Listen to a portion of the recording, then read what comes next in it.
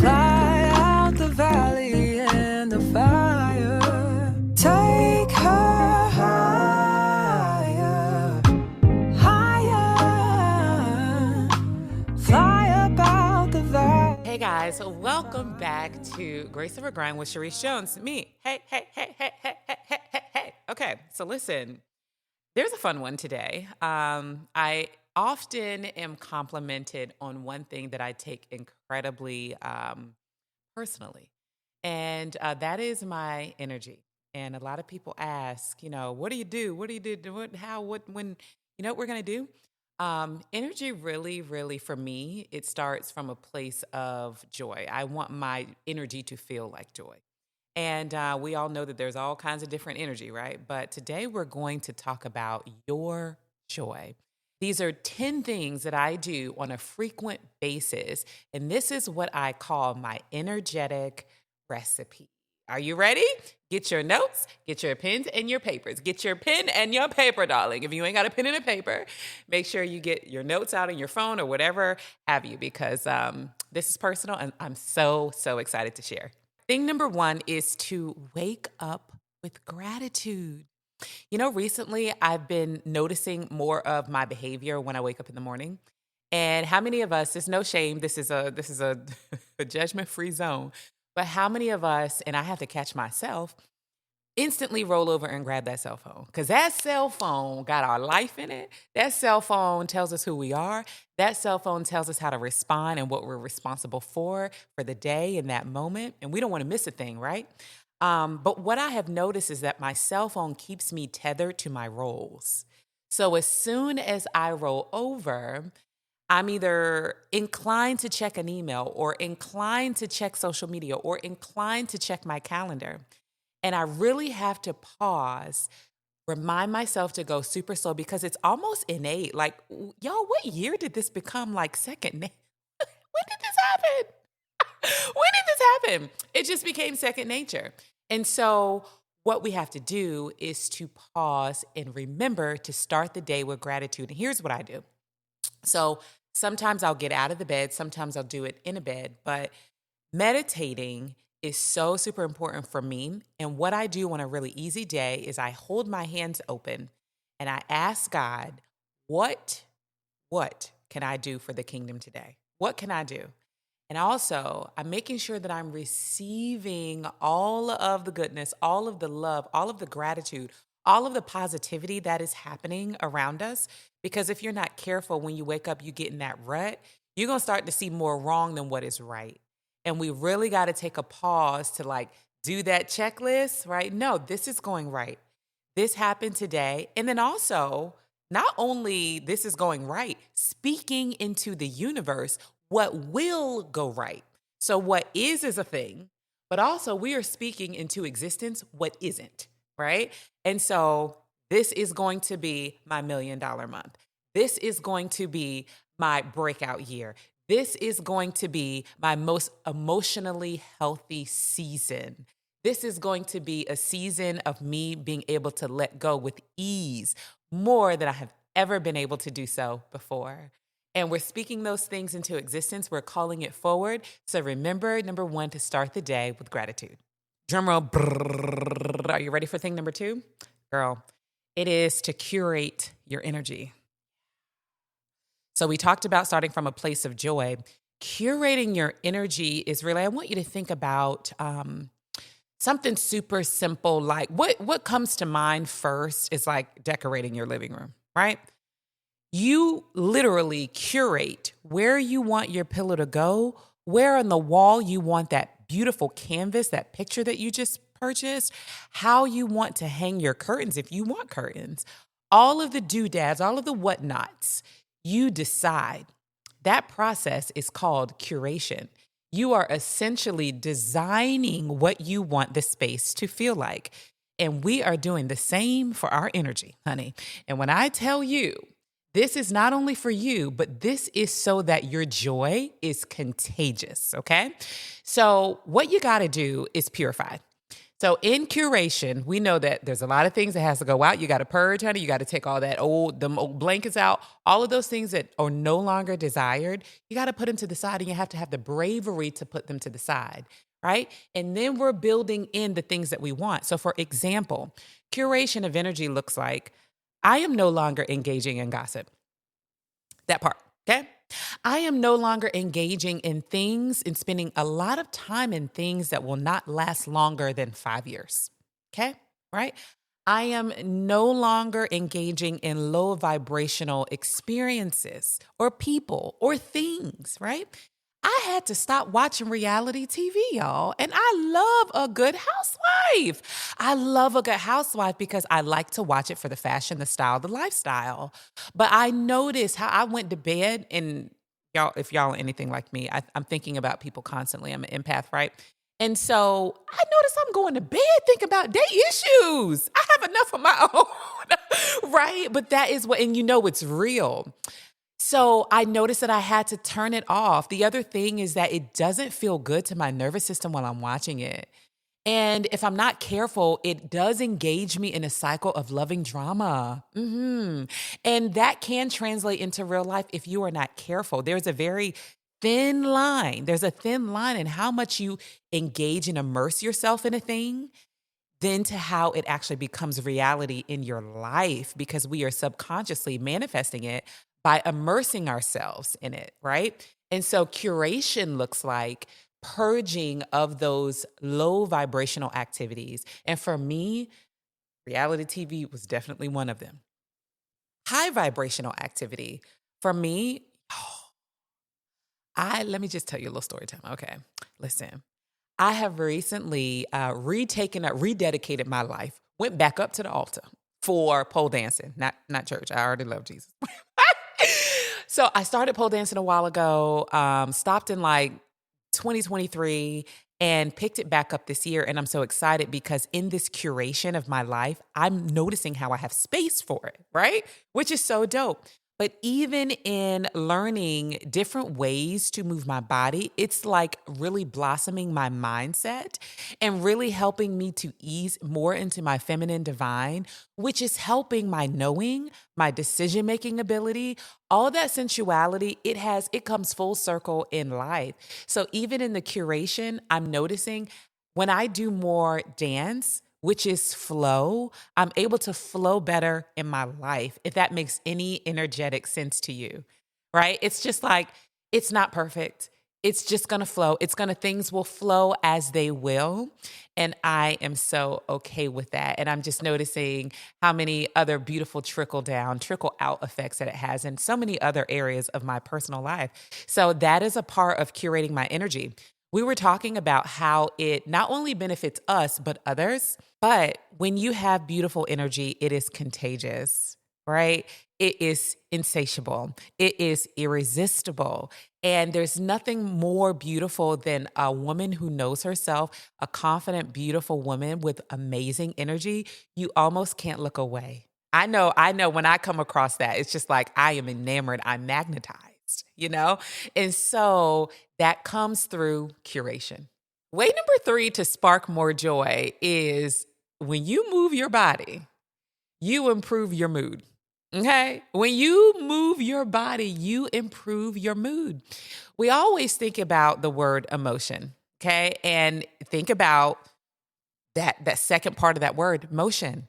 Whenever we're feeling something, especially if it's like a sadness or something that we just want to get rid of, move around. I don't care if it's a 2-step in your kitchen. I don't care what it is. If it's a twirl in the office or whatever, you got to take that chair and twirl around. Whatever you got to do, emotion is an energy. It has to flow. It has to move on out, right? And really that word is motion. Energy, motion. Let it move. Let it move its way on out. So I have found that when I am cooking, when I'm at work, when I feel like I'm in a creative rut, nope, get up, go for a short walk, go downstairs, do whatever you need to do to get that blood flowing, to access that next level of dopamine so that you can access that next level of joyous energy. So do not forget, whenever like you just feeling stuck, don't stay stuck. Move around. Okay, number 4 is a fave. Honey, let me take a sip. Are you ready for this one? Number 4 is say no to protect your yes. Mm, mm, mm, mm. Honey, we're just going to take a pause on that. Your yes is like gold. Your yes is not necessarily all verbal either. You know what I have discovered here as of late? My yes comes through my body language, my smile, the favors that I decide to do for people, the hugs that I give, right? And that's not for free. I used to walk around factory default settings, smiling, eyebrows raised all day. This came from me working in corporate America and dealing with the black girl. And really, this ain't even black girl. This is all woman. We got RBF. We got rest in bitch face, right? And I learned in the corporate setting that that wasn't necessarily well received. So I trained myself how to walk around with a smile, eyebrows raised, looking like, you know what? Looking acceptable for everyone else so that everyone else could feel welcoming, so that I could be more approachable, right? But really I was just being without any responsibilities. And it wasn't until like sometime last year I'm like, I'm not walking around my smile. That's a part of my yes. Why do I need to walk around with a smile? I'm happy on the inside. And if you are really curious about my emotional standing, then come and talk to me. And I'll light right up. Otherwise, I do not owe the world a smile just for no reason. No. You remember when we were younger, it was a generational thing where the guys would be like, you walk by and you just regular, just in yourself and your thoughts or whatever. Girl, smile. You can't smile?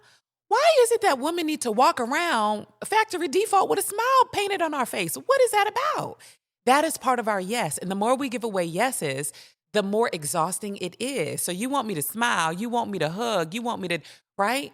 And so I noticed that I had to put that under a budget, an energy budget, right? So I'm giving out less willful hugs to people I don't know. Oh, I'm a hugger. Good for you. And that used to be me. I'm just telling you. And it's in those micro doses of things that we don't even realize we're giving out that we really, and it's not in a way of being, mean, because that's not a part of the recipe at all. But it is more intentionality about having genuinely authentic experiences. May all of our experiences be 1,000, 10 toes down. So every time you say no to something, you're saying yes to something. And every time you say yes to something, you're saying no to something else. So be sure to protect the no and protect the yes. And I just wanted to give you that tidbit that your yes isn't always verbal. It's definitely in your actions and how you show up, right? Whatever that looks like for you, protect that at all costs. Way number 5 to spark more joy is to romanticize your life. Cues Usher. Cues 90s R&B, right? So I want you to think of your mornings. I want you to think of your evenings, even your lunchtime, your days, something super simple like getting dressed in the morning. I wake up early so that I can go slow.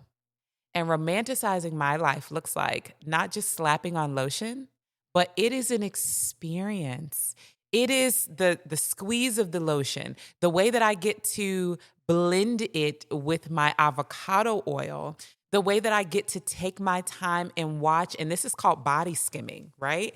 The way that I get to take my time and adorn myself in all of these luscious vitamin E's and jojobas and avocados and all of these yummy things that are so good, not only for my outer, but for my inner. And that is part of what we call romanticizing your life. The very, very tiny things that we do that most times we take for granted. I want you to think about, how can I make this sexy? It flips your brain to a whole different part, right? How can I make this sensual? How can I make this full of pleasure? everything. Whether you're working on something, whether you're cooking, and really what this boils down to is you being super present with what is happening. That's going to be the micro step, is really slowing down and deciding and choosing how you can experience this with pleasure and joy. So, honey, light your candles, set your scents in the home, whatever it is for you, romanticize it. All right, way number 6 is really easy, but we do it. But I want you to notice how much you do it so that the joy repayment can come back to you. Give joy to get joy. All of the time we don't feel like. Can we be honest? When we feel like it. We don't be feeling like it at all, right? But do you ever notice that when you decide to lock in, when you decide to push through, when you decide to commit, I'm moving forward regardless of my current emotional state, you have never regretted pressing forward. Even if it's at the gym, if you did 1 more rep, 5 more reps, right? Your legs might be hurting, but your booty is going to look so good in them shorts this summer. And you know it. You've never, ever, ever regretted it, right? So we have to kind of push aside how we're feeling regarding that and give the joy anyway, whether it's giving it to ourselves or giving it to someone else. When you see, I just don't get this. And I think I have an explanation, but I still don't get it, right? There is something about women. We will walk right by each other, right? And refuse to acknowledge one another, especially if it's only the two of you in a space and, you know she look good. Tell her she looks good. Give her that joy. We already know how much it takes to get out the house. Right? Girl, give that compliment away. Give that love. As long as it's not, you ain't got to go overboard, but it's okay to, you know what? Girl, you look amazing today. You are really doing it. And you might not get the joy back instantly, but you gave it. God saw you. It made a difference in her day, and the universe witnessed as well. So that is going to come back to you tenfold. I think one of the reasons that we may not do it is because some of us feel unsafe around one another, right? Some of us don't know what we can expect, and some of us don't want to deal with the rejection. And you know what I say? I am me in every situation. I am me in that I am a cheerleader in my spirit. I am a natural celebrator. So regardless of how you're responding or decide to respond or what your genetic makeup is, I'm going to still be me. And I'm going to still, honey, the pink hair is looking amazing on you today. Okay? Give the joy away. Give it away. Give it away. So it has beautiful, beautiful boomerang effects just in your life. You give. You just give. You give. And that's just part of loving. Okay. Number 7. Have a joy go-to playlist. Honey, there is nothing better than music. I am an aficionado. As I have so many soundtracks for my moods. And you know what I'll do? Right down here in the description, I will paste the link to one of my mood lifting playlists. But there is nothing like working on something creative and putting on that playlist and powering through and experiencing all of the nirvana and all of the serendipity that comes and all of the inspiration that comes through lyricism and musicality. It's beautiful. And this is also another part of a previous point that we talked about, which is romanticizing your life, right? Set that music up. So how many of us have been just, honey, I don't know what done came over me. I'm about to smack somebody. I don't know. There is nothing for me that can pull me out of that quicker than music. So whatever you're using, Apple Music, Tidal, whatever it is, have those playlists and name them so that you can easily access them in times of need. And also share them with friends. I am so good for sharing a song. I thought about you this morning when I heard this. Share playlists. And it's like, it's a way of giving joy too, because we know that playlists, it takes some curation, right? Not the ones that's like the playlists that are being made for you, but like when you're really designing a playlist, it takes some thought. It really does. So it's so beautiful to be able to give the thing that helps you away to someone else. So, honey, get up that joy playlist, baby. Okay, thing number 8, declutter your space. It declutters your mind. I cannot tell you how important it is just for me. First of all, I am a creative. Y'all know that. I have ADD. It's raging. I decide not to be medicated. Part of my energetic recipe to keep myself grounded and focused is I have to declutter often. I have to put everything back where I found it. Because if I do not, I don't know where things are.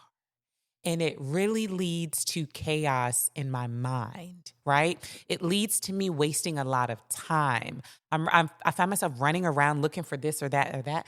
Girl, when you're done with it, just put it back where it was. Just put it back where it was. Also, the importance of purging, right? And so if I have not worn or used something in more than a year, and I have been known to like drill down to like 6 months for real, for real. But if I ain't thought about it, and that's why like I try to use all my things, but if I have not thought about it, I'm gonna go ahead and bless somebody else with it. It ain't no need. No. We just holding on to stuff that we don't even need to be holding on to. And I want to normalize letting go. hmm Yeah. And when you do it physically, it becomes a little bit better spiritually and personally and psychologically as well. So everything is so connected, you know? And this is another way of romanticizing your life. Get the junk out, display your things beautifully. You know, all the things that you're not using, get rid of them. Go give them the Goodwill, child. What's the place that buy the clothes? Oh, they got 1,000. You can go make a few extra bucks. You're not using it. And it's okay to let go. Make it a spiritual practice. Just a day, take 10 minutes, and it doesn't even have to be a whole moment, a whole day. Take 10 minutes, clean that desk off. Take 10 minutes, declutter that fridge. Take 10 minutes, throw all of them, honey, go in that pantry and throw all of that them old canned goods, them crackers. That's in the back in the corner, right? Because you know the ants is coming. It's about to get warm outside. So we don't need none of that. So we want to just get rid of all of the things that could really attract toxicity. And that is not just physically. Do you see the connection? Anything, if it's looking like something we need to purge, ooh, whether it's an old garment or an old friend, or old conversation or old habits, whatever it is, normalize cycling through it more frequently. Because we can hold on to some stuff, child, and we be looking back and wonder, how did I get here? Normalize purging. Okay, way to spark more joy in your life, number 9, is through laughter. Laughter, period. More laughter in your life is scientifically proven to make you vibrate way higher. It also makes you more pleasant to be around, and you want to be around yourself more, right? And so whatever, even if it ain't funny, laugh at all everybody jokes. Just even if it's a smirk. Whatever it is, right? I am known to turn on my favorite movie in the whole wide world is Coming to America.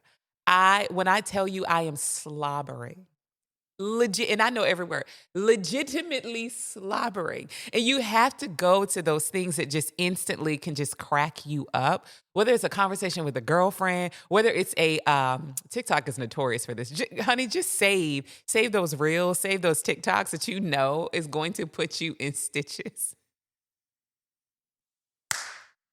I'm thinking of one right now in my head that you know is going to put you into stitches. And the more you laugh, the more it becomes normalized. It's part of your energetic recipe. It's just part of who you are. That laughter is just so beautiful. And it is bona fide good. It's the best medicine for your soul. So don't forget to laugh every day. Do your best to laugh as often as possible. And you'll see how that joy starts to infiltrate. It'll flood you down, honey, like an ocean. It will soak you down like the Nile River, honey. So laugh more and get more joy. In my final way, number 10, to help you spark more joy, the thing that's helped me the most is being spiritually aligned. I don't know how, and this is not judgment. I'm just speaking for me in my body, in my cellular makeup with my DNA. Okay. I do not know how these people out here making it with no spiritual practice. Oh my God. I would have been folded, right? Ooh. You got to get connected to source. You got to stay connected to our creator. I'm telling you, because that is where your next step comes from. That is where your worth comes from. That is where your everlasting peace and your everlasting joy, that's where it's originated. So if we're not plugged into source, how do we continue to expect to operate? It's like a lamp. You are a lamp, you are a light. And that lamp has a cord. And that lamp needs to be plugged into that cord in order to operate.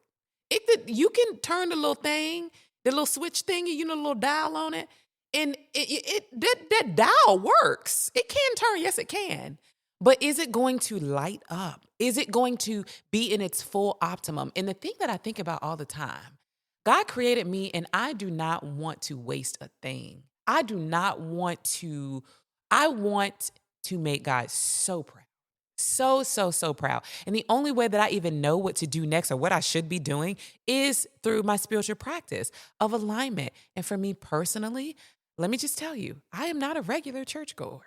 No, I'm not in service every Sunday. No, I'm not. I might go a good twice a month. And that's good for me. That's great for me, right? Last year, it was not as near, it was like once every 6 months. But for me, that's one of my 2025 things because I have noticed how much better my life is when I am attending church and being fed in the four walls and being around other fellowshippers, right? And other worshipers. That makes a difference for my kind of being. The other thing is my yoga practice. Listen to me. Yoga is how I praise God with my body. Yeah. Sun salutation, hands lifted up, tree pose. I'm going to tell you something.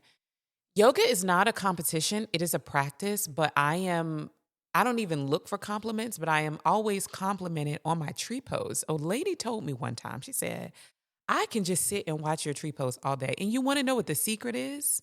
When I am in tree pose, and it's just a one-legged pose where your hands are lifted up, and then, where I am now is I take my drishti, my focus inward with my eye, and so I can close my eyes. And it took me a while to get there to be able to hold that. But when I think about what she said, and when I think about what that means for me, when I am there, when I'm praising God with my body, it's because I have let go of me. I won't even there. I wasn't even present. I was so connected and asking God, where shall I go? What shall I do? And that's my daughter of the king pose. That is my bona fide. I can't wait to do it. In every class, it's my daughter of the king pose. So for me, it's that. For me, it's also meditating. Every morning we talked about that in an earlier point, right? Those are just some really easy ways to spark more joy.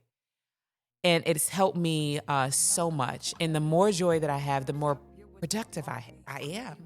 And the more happier I am. Joy is on the inside. Happiness is external. So if you don't take anything else away from this, just, tell me what your top bullet point was for yourself. All 10 are, take it or leave it, but hopefully you're able to learn something that helps me. And my prayer and my hope is that it helps you too. So closing, I just want to say that, joy is not just for special moments. It's not for birthdays. It's not for anniversaries. It's not for big moments. It's in the teeny tinies. It's in the micro doses. It's in the small minute by minute activities of your day. It can happen at any time. So spark more joy and live an amazingly free and fruitful life. Girl, you deserve that. Thank you so much for listening to today's podcast. And if you're watching on YouTube, comment below and let me know what your takeaway was. Until next time, y'all, we live in this life. It's grace over grind.